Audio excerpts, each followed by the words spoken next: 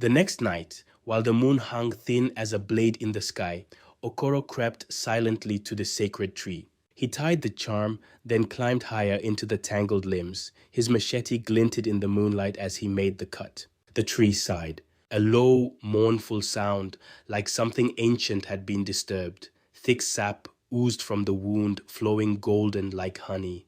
Okoro dipped a finger, hesitated, then tasted it. His eyes widened. Sweet, so sweet it stung his tongue, burning like fire and sugar mixed together. It was like nothing he'd ever tasted. Not palm wine, not fruit, not even honey. He filled his palm wine sack with care, his heart pounding. This was it. The power was real. At home, he brewed the wine under the flickering light of his lantern, mixing the sap gently into the fermented liquid. When he was done, he poured the finished drink into 3 clean calabashes and wrapped them carefully in cloth. Then he waited. The next day, his mission began. First, he stopped at Obina's mansion, smiling with an innocence only he knew was fake. He handed 1 calabash to a servant, saying simply, "For your master," a small gift. Then, on the dusty path to the market, he met the village drunk, Uche, swaying on his feet. Okoro offered him the wine with a grin. "Drink, old friend," he said. "I want you to be happy today." Finally, he reached Mr. Obi's house. The elder looked up, surprised as Okoro entered.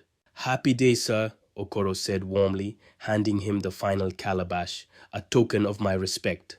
Then he returned home, locked the door, and waited. The news came like thunder, but without lightning. First, the drunk, found lying on the narrow, bushy path that led to his hut. No sign of pain, no cry for help, just gone. Next was Mr. Obi, slumped on the chair in his house, head resting like he'd only dozed off, except there was no breath, no pulse.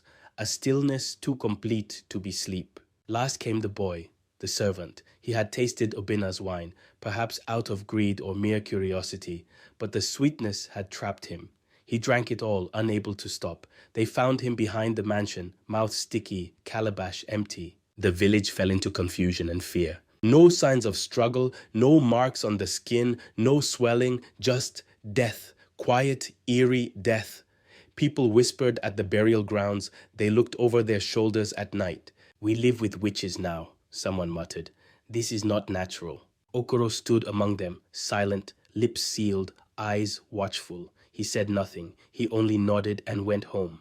Then the real work began. Each night, he tapped the same tree under the blade-thin moon, and each night the sap flowed. He made his wine, and the people came. And, oh, they drank. "Ah, Okoro," they laughed, smacking their lips. "This wine is sweeter than the god's own breath." Word spread like harmattan fire. Palm wine sellers tried to imitate it. They failed. Kings sent for him. Rich traders begged for casks. Even the poor scraped together their last coins just to taste it. In weeks, Okoro was wealthy, unbelievably wealthy. He built a mansion grander than Obina's, clothed his wife in the finest wrappers. His child wore shoes from the city. He gave out money like groundnuts, laughing loud and long. Now, no one dared compare him to Obina. He had surpassed him. He was greater. And Obina, he only smiled quietly, clapped him on the back and said, "Your blessing is strong, Okoro. May it never fade." Okoro smiled back, but only with his lips. Obina has somehow survived his plans, but this was also better, he thought to himself.